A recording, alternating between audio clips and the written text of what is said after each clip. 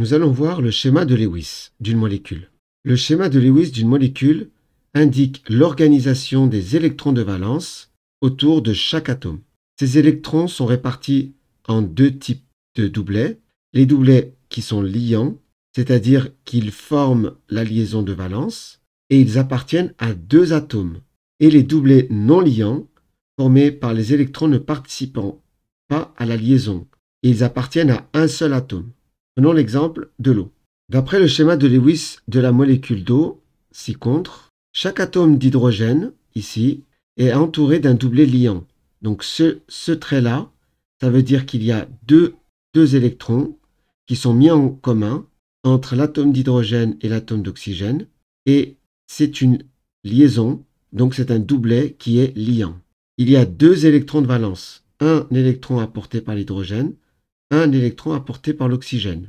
La configuration électronique de valence est saturée comme celle de l'atome de gaz noble le plus proche, c'est-à-dire l'hélium. C'est-à-dire que cet atome d'hydrogène comporte donc deux électrons de valence, un qui lui appartient, un apporté par l'atome d'oxygène. Ainsi, il a deux électrons. Or, l'hydrogène a une configuration 1s1. Ça, c'est pour l'hydrogène. Et le fait d'être à côté de l'atome d'oxygène, il lui manque un électron ici pour saturer sa sous-couche S, qui lui est apporté par l'atome d'oxygène là. Ça veut dire que l'atome d'hydrogène comble sa sous-couche S par l'électron qui est là. L'atome d'oxygène, celui-ci, est entouré de deux doublets liants, celui-ci et celui-ci.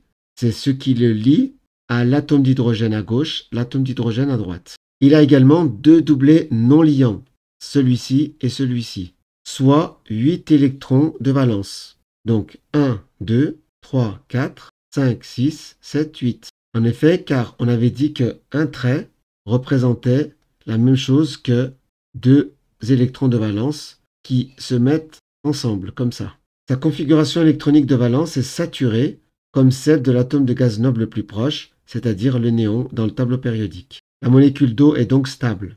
Alors, pour retrouver ça, il faut se souvenir, dans la vidéo qu'on a vue précédemment, que l'atome d'hydrogène a un électron de valence. L'oxygène, on avait vu qu'il y en avait 6, répartis ici 2, 2 et 1 et 2.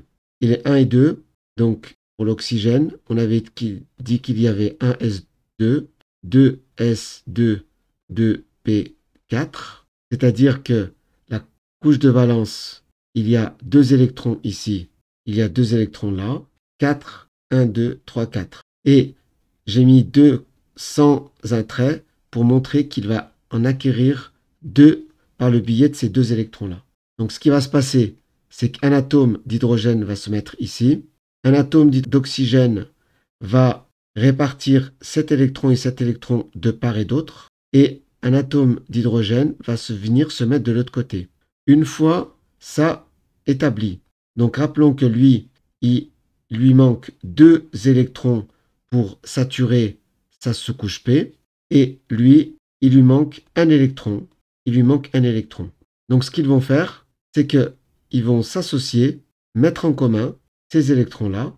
Ça veut dire de telle façon à ce que lui, il gagne cet électron ici pour avoir 2 électrons et saturer la sous-couche qui est là. Donc ainsi, lui aura les 2 électrons nécessaires pour saturer la sous-couche S. Pareil de l'autre côté. Maintenant pour l'oxygène. L'oxygène, il lui faut 2 électrons pour saturer la sous-couche P. Puisque ça c'est déjà saturé, il y en a 2 maximum. P, 4. Voilà, si on reprend, maintenant, cet atome d'hydrogène est maintenant saturé avec 2 électrons. Cet atome d'hydrogène, 2 électrons saturés.